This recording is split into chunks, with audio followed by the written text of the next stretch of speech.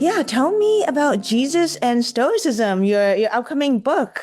How do Stoicism and Christianity relate? And they say Christianity has some Stoic influences, whether directly or indirectly. So would love to hear. A lot of scholars do suggest that early Christianity, the movement, was influenced by Stoicism. So I haven't seen anyone saying that Jesus himself was influenced by Stoicism, but his words were written down later, many years after his death, by people who were living in the Roman world. And of course, these two traditions together have really shaped the Western world.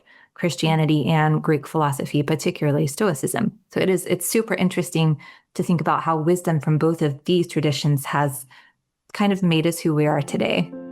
Welcome to the Feminine Stoic. This upcoming book features 365 women who naturally embody the essence of Stoicism, without having necessarily heard of it. The idea was inspired by The Daily Stoic by Ryan Holiday. I had CPTSD, and my friend John told me to check it out. I was like, no, thank you. I thought it was something just for strong, silent men. And I honestly love being girly.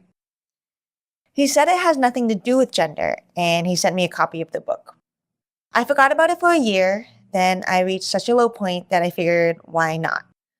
Of course, I ended up loving it, and it actually did change my life. I'm still not the best at being stoic, but it's helped a lot. That being said, I easily saw that all 365 days of the Daily Stoic feature men. And while that's great, I wanted to bring this book to women and girls too, since Stoicism is for everyone. Brittany Polat is a philosophical writer, community organizer, and nonprofit founder who works to make the timeless wisdom of Stoicism accessible to people from many different backgrounds. She holds a PhD in applied linguistics and, since discovering Stoic philosophy in 2016, has written books, organized events, and spoken at conferences, and shared Stoicism widely with contemporary audiences.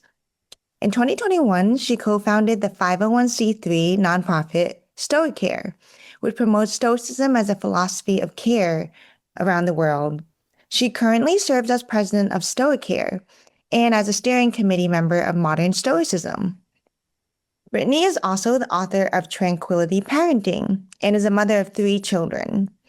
Her philosophical writing can be found at Stoicism for Humans, and she can also be followed on Instagram and Substack. So welcome, Brittany. Nice to meet you and happy to have you here.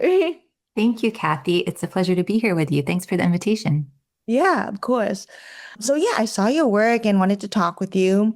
Maybe jump into a couple of the Stoic quotes from the ancient Stoics and get into it, if that works with you. Sounds good. So the first one by Seneca is from his play, but also embodies Stoicism. To bear trials with a calm mind robs misfortune of its strength and burden. Would love to hear an example or some examples from your own life and how that resonates. Yeah, well, if I may, I'd like to share one of my role models, a colleague of mine, Eve Riches, who I feel really embodies this quote. And she is a co-founder of mine at Stoicare. So Eve has lived with a number of health problems, including vision issues. So she has a disability in that way, but she doesn't let anything slow her down. She runs with a sighted guide. So even though she has a vision impairment, she runs side by side with another person. She runs races this way, which to me, I would be terrified, if I weren't able to see where I was going to put my next foot. And she does it gracefully. She does it with humor. She has her own business. She doesn't let anything slow her down. So for me, Eve is the embodiment of this quote. We can't help what happens to us, but we can help how we bear it and what kind of character we bring to it. So yeah, perfect embodiment of Stoicism right there. Yeah, that's amazing. Yeah, that's actually aligned with one of my questions later about examples of women who embody Stoicism, yeah, just naturally. Okay, great. Yeah, and I guess she could have easily just kind of stayed home, so to speak. But yeah, it sounds like she really put herself out there and did something that, yeah, people wouldn't normally believe she could do. So, Yeah, she's totally my role model. oh, I love that. Nice. And for the second quote, it's by Epictetus from Enchiridion. Every circumstance comes with two handles, with one of which you can hold it, while with the other conditions are unsupportable. If your sister mistreats you, don't try to come to grips with it by dwelling on the wrong she's done, because that approach makes it unbearable. Remind yourself that she's your sister, that you two grew up together, then you'll find that you can bear it. And of course, the pronouns are changed, but yes, would love to hear your thoughts. How you've made this feminine. Yeah, I mean, this can apply to so many different situations in life. Whether, I was thinking about this yesterday when I was driving in traffic and, people zoom in front of you and cut you off. And this is obviously a very small example, but you can say, okay, now I can get mad at this person. Oh, how dare they? It's so offensive. Or you can pick it up from the other handle and say, you know what? This is a training ground for me. This is an opportunity for me to practice not getting angry, for me to practice bringing a good character to difficult situations. And every time you're able to do that, every time you're able to grab it by the other handle, you're preparing yourself for the more difficult situations, like taking my child to the emergency room, for example. That's a time when it's really beneficial to be able to stay calm. And I'm able to do that because I practiced with the smaller ones. So I think every time you practice this, whether it's big or small, you're building your character, you're making yourself into the person you want to be. So yeah, another beautiful quote from Epictetus. Yeah, I love that. And yeah, we can, talk about it more later, but just in terms of being emotional and expressing emotion, it's like, I guess anything else, the more you practice it, the better you get. So it is possible to become like a more patient and calm person. Yeah, nice. Okay. Yeah, of course, as you know, there are many different facets of Stoicism. What made you want to specifically focus on the care aspect of Stoicism? Oh, yeah, great question. Well, most people who are at least vaguely familiar with Stoicism in the online community know care is not really talked about. It's often portrayed as, kind of the stony faced or unemotional or even uncaring or detached from other people. This is kind of the common stereotype of Stoicism. But when you actually sit down and read the meditations of Marcus Aurelius, for example, or you're reading Seneca, you read how much they interacted with others and how important it was for them to be a good father or a good friend or things like this. So when you actually become familiar with what the ancient Stoics wrote, you understand it's actually all about caring for other people, not detaching yourself, but learning to care wisely. So this to me made a lot of sense to focus on, both to counter the stereotype of the detached Stoic or the uncaring Stoic, and also to help people care in a better way, to care more wisely. So we started off with Stoicare kind of focusing on caregivers, because anybody who's been a caregiver, whether to a young child or to an aging adult or to someone, any kind of person who's not able to take care of themselves, you realize how much it could take out of you potentially if you don't approach it in the right way, how draining it is emotionally, physically, this kind of thing. So we felt that caregivers could really, really benefit from Stoicism. So we wanted to share that with them. So that's kind of the initial impetus for the project. Okay, nice. Yeah, I love that. And yeah, in terms of just how modern society is and other philosophies, sometimes people try to be the person who cares less, in terms of like power dynamics and other things, not Stoicism, of course, just, other philosophies. And yeah, it is a common misinterpretation that Stoicism is about, yeah, being rigid, not caring, being, yeah, not heartless, but yeah, close to that. Mhm. And you're right. Yeah. And Marcus Aurelius, in his whole first chapter, he spends it thinking basically everyone he knows, right? And Right. caring about them. And you see Marcus Aurelius, of course, he's a really interesting case because he was the Roman emperor, the most powerful man in the world at the time.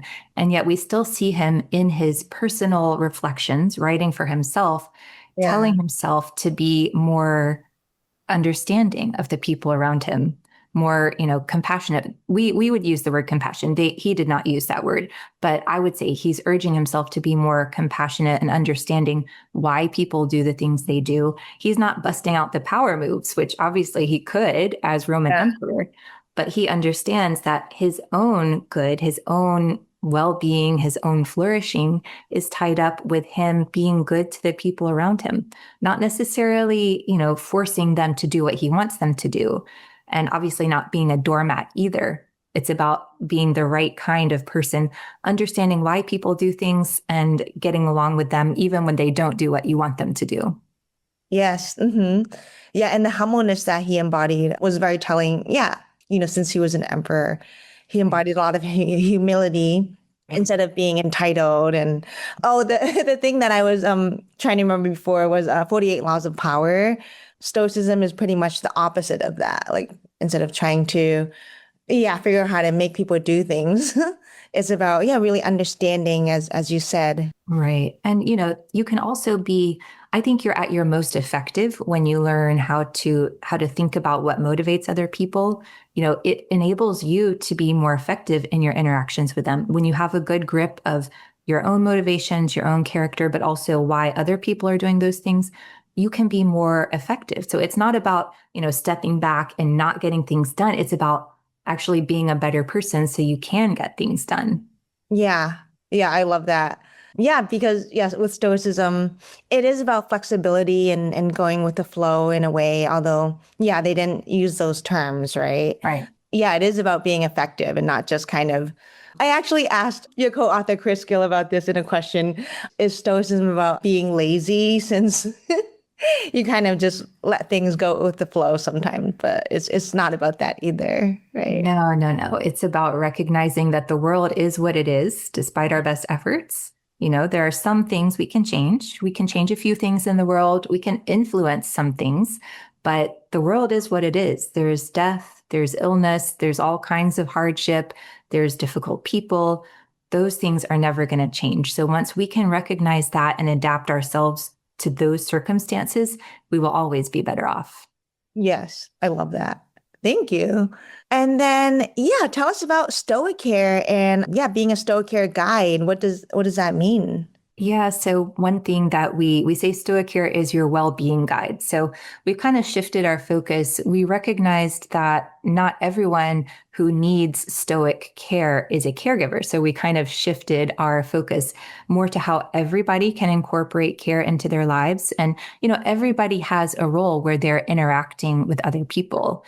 And whether you're a son, daughter, brother, sister, mother, father, friend, neighbor, community member, we all have these different roles that we're involved in. We all interact with other people in some kind of way. So we all need to understand how Stoicism can help us with this.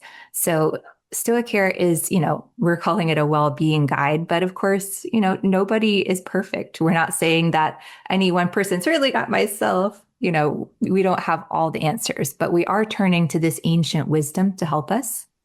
And I think we can see kind of an analog in Seneca, because he wrote about this himself 2,000 years ago. Even Seneca was looking back to older Stoics and other philosophical role models when he wrote. And he said, the ancient Stoics left us all this great information, but it's up to each of us to apply it in our current times and figure out the best way to apply this older wisdom. So this is something that we're all constantly engaged in, is looking at these excellent principles and thinking about how they can apply today in the 21st century in our own lives. Yeah. And it's a little bit what you were saying, kind of what Stoicism is inherently about. Like, it's kind of a catch-22. If someone thinks kind of they're an expert at Stoicism, so to speak, that makes them a little bit less or not Stoic, right? Because it is that kind of humbleness and humility that is part of the philosophy. I would agree. Yeah, even going back to, say, Zeno, the founder of Stoicism. Zeno did not claim he was a sage. Chrysippus, who was the third head of the ancient Stoa, and he's the one responsible for, kind of organizing all of the principles together. He did not claim he was a sage. Even then, they were not running around saying, hey, listen to me, I have all the answers, which some other ancient philosophers did. for example, Epicurus, he was kind of very happy taking on the role of guru. Okay. But the ancient Stoics have always prized humility. Mhm. And, I think that's something that we would do well to continue today. We're all kind of on the path looking for answers. We all have room for improvement. I think some people, might be a little bit further than others in finding what makes for a good life. And, we should look at those. But no, there's no such thing as a perfect person. Right, right. Or yeah, like a perfect Stoic. And Epicurus, whom you mentioned, Epicureanism, isn't it kind of an adjacent philosophy to Stoicism?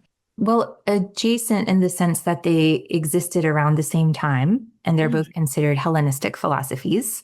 So they came after, for example, Aristotle. So yeah, they were kind of rivals in ancient times. So Mhm. you had a lot of back and forth between the Stoics and the Epicureans. That didn't stop Seneca, for example, from quoting from Epicurus in his works. So Yeah. I think that's a great reminder that, and Seneca said, you can find wisdom anywhere. So Mhm. if there's wisdom in something, I'm going to take it for myself, no matter where it comes from. So they weren't really that concerned, or at least Seneca wasn't that concerned about, dividing lines and teams and things like this. It's all about, we're all looking for wisdom. Let's see what we can find and let's see where it can take us. Hmm. And then in Seneca's work, actually, he does mention Epicurus and Epicureanism a little bit. Sometimes the Stoics are pretty funny. Like he kind of poked fun at him a little bit, didn't he, in his work? Yeah. Yeah. I mean, many of the Stoics were critical of Epicurus and Mhm. Epicureanism. They were rivals. So but I think they took a good approach. Frenemies, maybe friendly Yeah. Bible. Okay, we'll say that. Nice. And then, yeah, you brought up Zeno before, the founder of Stoicism. I was actually in Cyprus, in Larnaca, which is, yeah, present day Citium, where it was Oh, founded. wow. Yeah, yeah. And I went to mention, it was kind of ironic. I saw a statue of Zeno there, and it was ironically in a theme park, like in an amusement park, which seems to kind of contrast with, Stoicism and, what it embodies and what people think it embodies too. So it's just kind of a funny thing I wanted to share. Yes, ironic juxtaposition there. Yeah, yeah, for sure. Yeah, and I saw, close to Cyprus and that world, you had an article published in a Greek newspaper. Yeah. Tell me Mhm. about that. Yeah, that was actually an interview with a Greek journalist about my book, Journal Like a Stoic, which was translated into Greek. So I think that appeared around the time the Greek translation of my book came out, which of course was awesome because, I wrote the book in English, but seeing it actually translated into Greek, which is the native language of Stoicism and ancient Greek philosophy, obviously, it was really special for me. And yeah, I thought it was wonderful that it was coming back home, so to speak. Okay. And yeah, tell us about Journal Like a Stoic. Is it like some questions and prompts? Yeah, it is. So I begin with kind of an introduction to Stoicism, and then it's a 90-day program. So it's divided into three 30-day sections to kind of make it accessible for people. So you don't feel like you're just, jumping in at the deep end. It's a guide. It starts with, thinking about ways that you might be harsh on yourself, learning to talk to yourself and journal with yourself in a fruitful, constructive way instead of just being really critical of yourself. And then it moves you through to, acceptance and the dichotomy of control, and then living with virtue. So it was really nice to be able to write that book. And I've heard from a lot of people that it did help them as an introduction to Stoicism, but also, living a good life. And that's what Stoicism is really all about. Yeah, I love that you're putting it out there, something you really care about Stoicism and is helping others. And yeah, I did want to mention before too that is incredible that your work is in Greek, like the ancient, the language of ancient Stoicism. So, but yeah, I guess sticking to the original agenda. Yeah, tell me about Jesus and Stoicism, your upcoming book. How do Stoicism and Christianity relate? And they say Christianity has some Stoic influences, whether directly or indirectly. So would love to hear.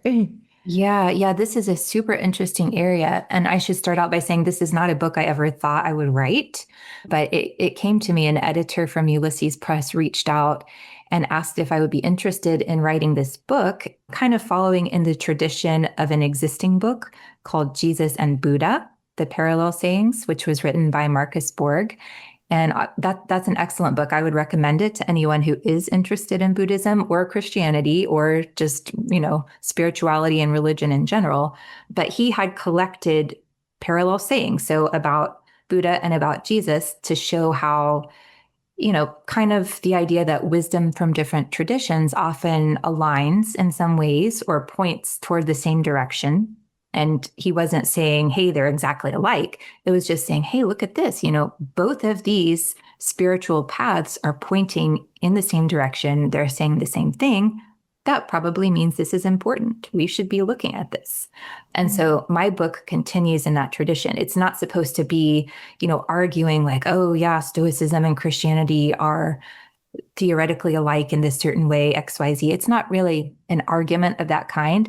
It's more of an inspiration. It's just saying, hey, look at this. There are similarities here in their ethics and what they're saying about compassion towards enemies and non-retaliation and loving people. Let's put these together and see what it tells us. Let's see where this takes us. So that's kind of how the book was conceptualized. Okay, okay, nice. And so was it the publisher's idea or was it yours? And not to put you on the spot, but do you have a Christian background? Like, are you okay? Yeah, so it was the publisher's idea. This isn't really something I've explored in my written work before, although I have, I went to church growing up and I have a longstanding interest in comparative religion. So one of my favorite writers is actually Karen Armstrong, who wrote A Case for God or The Case for God. And she's written many other books on Muhammad, on all different topics in Christianity, in comparative religion.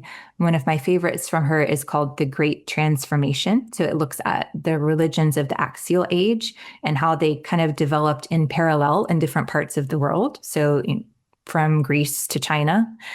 And she's written a really nice book called Sacred Nature, which looks at how different religious and wisdom traditions treat nature, which I think is really important in the 21st century. So I've always been inspired by her work and, some other writers on comparative wisdom, comparative spirituality. So it seemed like a really natural fit for me to shift into this. And I will say, there is a lot of scholars do suggest that early Christianity, the movement, was influenced by Stoicism. So I haven't seen anyone saying that Jesus himself was influenced by Stoicism, but his words were written down later, many years after his death, by people who were living in the Roman world. They were Greek, or a lot of the people who wrote down the words of Jesus were doing so in Greek. So there are a lot of influences coming over from Greek philosophy and in particular Stoicism. So it is really interesting to think about the kind of connections and overlap there. And of course, these two traditions together have really shaped the Western world, Christianity and Greek philosophy, particularly Stoicism. So it's super interesting to think about how wisdom from both of these traditions has kind of made us who we are today. Yeah, yeah, I love that. And yeah, of course, Christianity has a enormous impact on the world and a lot of Christians and believers. Stoicism does have an influence. I do feel like currently Stoicism is kind of more talked about in certain circles, like academic circles, and yeah, more in some races and more in men.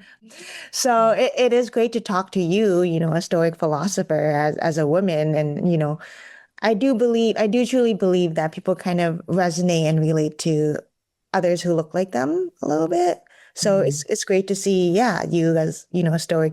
I don't want to say influencer, like a social media influencer, but someone who has influence and is a role model. So Yeah, thank you. Well, when I first started out, so I learned about Stoicism in 2016, and I started my first blog. It was a parenting blog about Stoic parenting in 2017. And the reason I even started writing about it is because I thought, well, this has really helped me.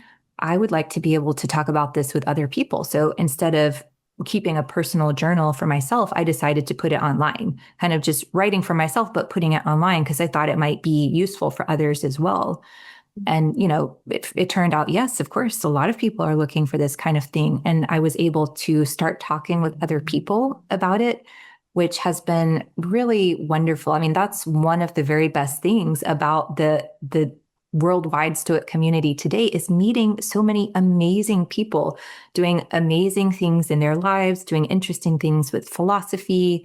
We've got this upcoming Stoic Arts Conference taking place in Boston this April. So we're kind of putting out there this idea that Stoicism and the arts can go together, and looking at how artists can draw inspiration from Stoicism, how practicing Stoics can use the art, artistic creativity to enhance their practice. So there's a lot of different things going on. So it's been really a great honor for me to get out there and meet all these different people and just see how many inspiring people there are in the Stoic community. Wow. Okay. So many questions on that. That's amazing. I'm from Boston originally, and I didn't know about the Oh, Stoic Arts Conference. So oh, you'll have to go then. yeah, I may have to check it out. And then also for the book I'm working on, The Feminine Stoic, we feature different women, 365 women who embody Stoic qualities. And I was talking with my writers in terms of, which women to feature. We were talking about artists and creatives actually, because a lot of, artists, actors, musicians, they get a lot of their inspiration. They're very inspirational, but some of it, not all of it, but some of them have very chaotic energy, which we were talking about may not really resonate with Stoicism, even though they are, incredible at their work. So yeah, I'm so curious to see how Stoicism kind of intersects with art. Yeah, well, I can tell you. So, our theme this year, we hope that this is the first of many, but our theme this year is impermanence and resilience. So, impermanence is a theme that artists have worked with throughout history. It's one of the most inspiring things. So, memento mori, for example, or temporality, time. I mean, time is such a great concept for artists, and not just visual artists, but if you think about music. So music is so temporal. A musical note exists and then it's gone. So Mm-hmm. even the act of creating music, you're dealing with temporality. So what we're doing, I'm working with Melinda Latour, who's a musicologist at Tufts University, and she has written a lot about Stoicism and the arts in the context of Neo-Stoicism, which was a movement in the late 17th century. And so artists at that time were really inspired by Stoic principles to create these beautiful vanitas paintings, for example. So if you think about the Dutch masters, you'll have a still life and they'll have a picture of a faded flower or a violin or this eaten food all over the table. And for the untrained eye, you're kind of like, well, that's just a jumble of things. Why did they pick all of those things? But it turns out that each item was carefully selected to convey impermanence, temporality, the fleetingness of time and beauty, and this kind of thing. So there's actually a vast historical record of artists being inspired by Stoicism in the past. Oh, wow. Okay. That's very cool to know. Yeah, impermanence. I feel like that's not as talked about as much as resilience. I think you mentioned that was the other theme, right? Okay. So, okay, I will definitely have to check that out. Nice. And are you one of the organizers of it, or how did that? Or Yeah, so modern Stoicism is joining with Tufts to help organize the conference. So yeah, any questions I can answer for you. oh, okay, very cool. Wanted to get your thoughts on this piece. I asked a couple of the other guests that I had on, but yeah, I wanted to get your perspective. I thought you kind of had a more introverted or yeah, like a different perspective. What a lot of people don't understand is that emotions are not the core of Stoicism at all.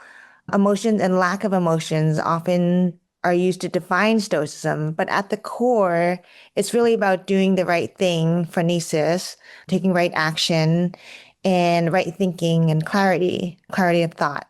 So yeah, what are your thoughts on that? Yeah, emotion does have an interesting place in Stoicism. So you rightly point out it's not actually what Stoicism is all about. Over the centuries, Stoicism kind of got distorted. So people saw Stoics as being very, calm and not emotionally reactive to events. And then they kind of just started thinking, well, that must be what Stoicism is all about. It's about not showing emotion. That is not true. The heart of Stoicism is following nature and virtue. So, like you said, being a virtuous person, developing a good character, making right choices based on, what you have available in your life. That's the heart of Stoicism. But part of that, so part of following nature or living in agreement with nature means finding the truth about things. So when you're focused on seeing what's true in the world, you suddenly look past false appearances. So when I mentioned earlier that somebody cuts me off in traffic, I could choose to get upset and have a very negative emotional reaction about that. But actually, if I'm taking a broader perspective and saying, you know what, that person did what he or she thought was the right thing to do. Why do I need to get upset about that? Why? Well, no reason. I don't really need to. So once you understand these kinds of things, it automatically reduces your negative emotions. And so that helps the Stoic to get rid of a lot of these. The ancient Greeks used the term pathe or passion, but it's not about not being a passionate person about good things. It's more about, erasing the negative passions that take over your life, anger, envy, jealousy, these really strong negative ones.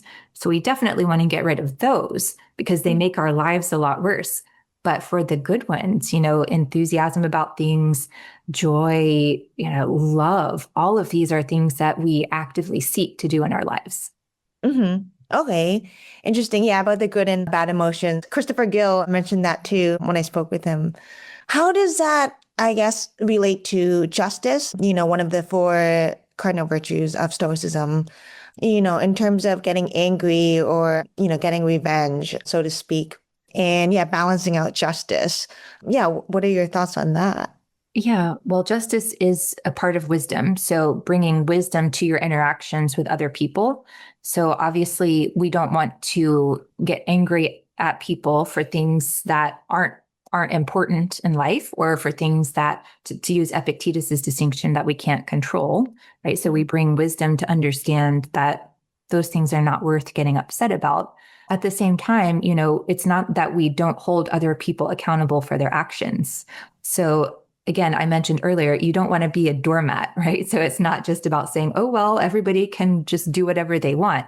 That's not it at all. That is not justice. So it's about holding people accountable, but with compassion. So understanding that they're doing what they think is right, even though we don't believe it's right. They might be motivated by their own anger or by their own envy or something like that. So we can help to put a stop to that, but we do so without damaging our own character. So I think that's the distinction. We don't allow ourselves to get angry because then we might do bad things. We might try to take revenge when that's not appropriate. So we keep ourselves in a good place mentally while also dealing with other people in a calm way. Does that make sense? Yeah, definitely. And Stoicism is about, doing things for the greater good, including you, good for me, good for the people around us, community, so to speak. So yeah, it is true that anger can lead to, a lot of emotional actions that are bad for the greater good. So it's not that anger itself is bad or feeling it, but it's the effects that it can have when, gotten out of hand. It also has bad effects on you though, because when you're angry, I mean, do you ever do anything really great when you're angry? I think, I guess this is where Stoicism differs a little bit from, some modern psychology. I do feel like anger is useful in terms of not letting things, oh yeah, for justice, as long as it's, rational. Because if people didn't have the emotion of anger, then I think they may be likely to become doormats. When people have brain injuries, sometimes different faculties disappear. Like I think, yeah, there's a story of someone who had a brain injury and was happy about everything. But yeah, when they were wrong, they didn't know it or feel it. And yes, they are happy, but are they really truly, living a full life, if that makes sense? Yeah. Well, yeah, that is a very common position. It was also taken by Aristotle in the Hmm. ancient world. So this is something that the Stoics and the Aristotelians have disagreed about for centuries, for millennia, actually. Oh, wow. Yeah, yeah. And, it's a very common thing. People say, there are a lot of people who say, if you don't get angry about things, you're not going to be motivated to change anything in the world. And, I'm not here to argue with people. If that's what you believe, that's fine. But I will say Seneca wrote an entire treatise on this. It was called On Anger, in which Yes. he explained the Stoic position and why Stoics don't think that any amount of anger is a good thing. And basically the Stoics say you can still take action because it's the right thing to do. You don't have to get angry in order to do the right thing. You can say, hey, that's wrong. We're going to fix that without feeling the negative emotion about it. So I think it just depends on some people think that you have to feel the emotion, the negative emotion for the motivation, whereas Mhm. Stoics say, no, you can be motivated to act without feeling the negative emotion. So Mhm. Stoics still say you should act. You should take action when you see an injustice in the world. It's just a different analysis of the role that feeling plays in getting you to act. Okay, I will have to reread that part. No, and I love this discussion. Yeah, and it just helps with learning. And I was wondering about your thoughts on maybe perhaps different levels of anger. Would you say that just feeling, that injustice without getting angry is maybe like a level one, but then, it's possible for people to get to level 10 where it's like they flip out and Yeah. Well, again, that's basically an Aristotelian position. So Seneca says no amount of anger is healthy because anger doesn't know boundaries. Once you let it, he says it's like a flame, from the tiniest little spark, a huge conflagration can grow. And some people say, well, I can control my anger. But in actual fact, it's really difficult to find people like that. Now, again, this is the ideal. This is the sage that we're talking about. So I think in some people are obviously better able to contain their anger than others, but the ideal is that you don't need to get angry to take action because you already understand that it's wrong. So if you see somebody beating up somebody in the street and you go stop them, you don't need to feel angry about it to do that. You can say, that's clearly the wrong thing to do. I'm going to intervene. Mhm. So, Okay, so it is, yeah, somewhat like an ideal versus, yeah, how we try to be more stoic and yeah, like you said earlier, no one is perfect. But yeah, in the stoic philosophy, you try to see the injustice and just write it. yeah. So I would say starting out, it's good to concentrate on just reducing your anger. Yeah, that's a great place to start. Ideally you'd be able to keep going, but for the purposes of our conversation today, I think it's a great place to start to say, let's just reduce our anger. And there are some people who have anger issues, right? So Right. so for them, I think stoicism is really helpful. Okay, interesting. And then, yeah, that kind of ties into the other question I wanted to ask about emotions. Would you say that someone who is more expressive emotions in that case is just as stoic as someone who is more reserved as long as they're both taking the right action in a certain situation? And all emotions, yeah, including the good ones and the bad ones.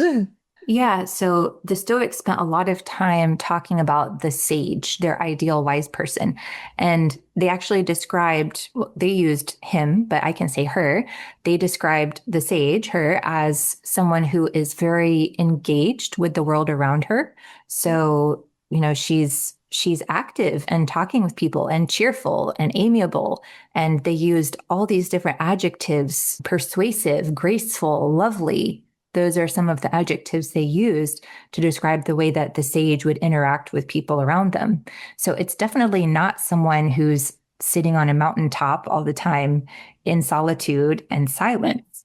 It's somebody who knows how to be with other people, who is cheerful and uplifted. So, they talked a lot about this uplifted affect, being very, very loving and joyful and uplifted. So I think the sage would definitely embody these very positive emotions. Okay. Okay. I love that. And yeah, thank you too for changing the pronouns. I love it. It's just one, simple like twist, but I feel like it makes a huge impact. Nice. Okay. So like the sage is kind of like a mentor or like a mother, if we're changing the pronouns figure. Yeah. Yeah, you could say that. Nice. And yeah, along that line too, curious who some of your favorite women are who naturally embody Stoicism, past or present. I know you brought up your co-founder before, but yeah, I would love to hear more about Stoic women you know or know of.